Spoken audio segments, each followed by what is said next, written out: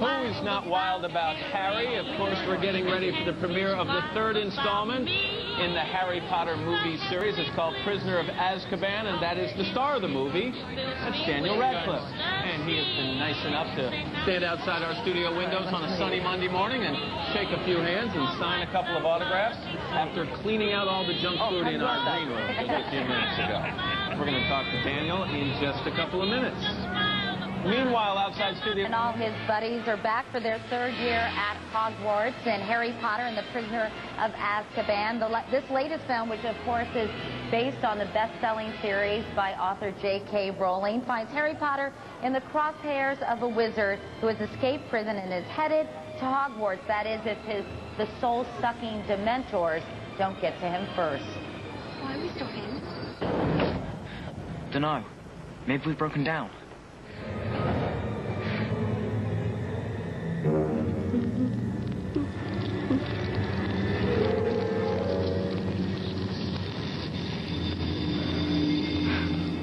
What's going on? What's happening?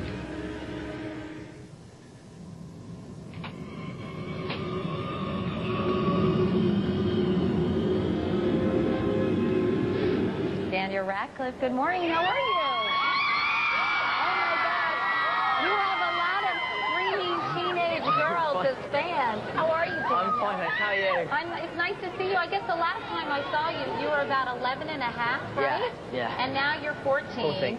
So tell me, how are you doing? And are you still enjoying the world of Harry Potter? Yeah, no, it's amazing. I mean, it's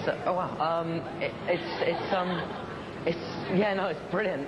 Especially moments like this, it's really strange, but it's fantastic. Yeah. Yeah, no, I'm really enjoying it, and just the films I think keep getting better and better. So well, yeah. tell me about this latest installment. I guess most people say this is a much darker movie than the previous two. Would you agree with that? Definitely, but I don't think it's. I mean, it's more. I don't think it's gonna like. I don't think it's not gory or bloody or anything, so I don't think it's really going to freak kids out too much. Because it's mainly a psychological kind of thriller more than anything else.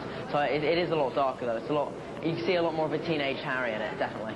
I know that this is my daughter Ellie's very favorite book of the whole Harry Potter series, but for those who have not devoured every one by J.K. Rowling, give us a quick synopsis, if you could, about what happens to Harry and his cohorts. Basically, he starts off at the start of the film, he runs away from home, runs away from the life of the Dursleys, and he kind of quickly learns, he meets up with Ron Weasley, and he quickly learns that there's an escaped killer who's basically after him. Basically the whole film centers around that, and Harry's almost kind of paranoia about the character of Sirius kind of hunting him down. Basically. There have been a lot of mysteries in Harry's life, and some of those mysteries begin to be unraveled in terms of what happened to his parents. So it must be satisfying for people in a way to have these secrets revealed. Yeah, I mean, I think that's what's... because Harry has, especially with the character of Lupin, the Professor Lupin in the film, who's the new Defense Against the Dark Arts teacher, the main thing about Harry's relationship with him is that he's never met someone who's actually known his parents so well. And so Harry's getting to know his parents through other people in this one, which is is really important to him, but he's just never experienced that before. He's never really known anything about them other than they died very young, when he was very young. Meanwhile, there's some new people involved in this movie, and we'll talk about the director in a moment, but Gary Oldman has become a part of the Harry Potter world. Yeah. How did you feel about that, and what was it like working with him? Well, I think he's just the best actor of his generation. I think he's just unbelievable. It was really weird for me meeting him, because as long as I've been acting, I've always been a really huge fan of all of his movies, and so it was really surreal kind of meeting him. But he was actually like the nicest guy, and we just talked about music, and he like gave me a bass lesson and things. Yeah. It was amazing. He was like the coolest guy. He was so nice. You also have a new director. Chris Columbus directed the first two. Yeah. And now you have Alfonso Cuarón who is doing this one. How was the change, and what did he do differently? Was it exciting to work with a new director, and was it intimidating in a way? It was intimidating to start with, because we'd worked with Chris for 2 years, and then we suddenly had a new director, but we got to know him, and he was great, and he's made a really amazing film. I think some of the things that we So you have to bring kind of that were different was because we'd kind of grown up with Chris, and so Chris had taught us loads of stuff. and we were able to put that into practice with Alfonso, because like, Alfonso was able to do longer takes because we were older and we could understand, we were more focused. And you were much more experienced. Yeah. Let me show another clip if I could. This features you and Professor Lupin, who's played by David Thewlis. David Thewlis, and he's trying to teach you a powerful spell that will help you fight the Dementors. Right. Okay. Then let's give it a try. You feel ready? Just do it.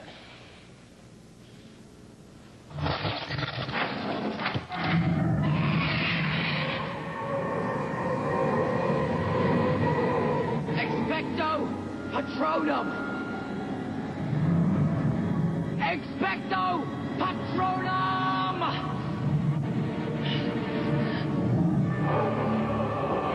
And of course, all the special effects.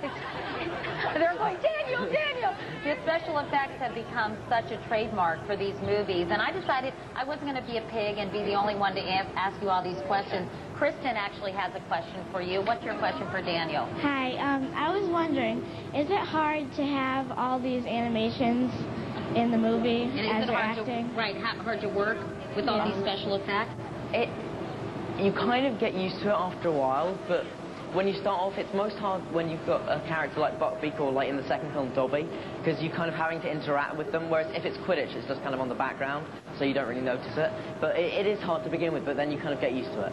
All right, Kristen, thank you very much. You can stay put. This is Kimberly. She has a question. Hi, I've read the books a million times, and I went to the premiere last night. It was amazing. Oh, cool. And I just want to know, like, how do you, after reading the books, like, how do you act that character and keep it Harry Potter, but put your own touch into it? Wow. You can have my job. You just kind of have to, once you read the books, you don't necessarily have to put any of your own twist to it, because it's such a well-defined character in the books that, I mean, it's really well drawn-out character. So, you know, all the explanation you need to play it's really in the books, so I don't have to do much work, really. Well, we're looking forward to seeing this movie. Do you have a favorite now that you've done 3? I think they just keep getting better and better, so I think the third film probably is my favorite. The publicity people told you to say that, didn't they? No, not at all. No. Anyway, girls, thank you so much for helping me out. Kristen and Kimberly. Daniel, great to see you. Nice and Rupert are doing well, by the way? Yeah, they're great. Okay, good. I know we'll be visiting with them this week. Thanks so much. Thank you very much. Good to see you again, Daniel. Thank you very much. And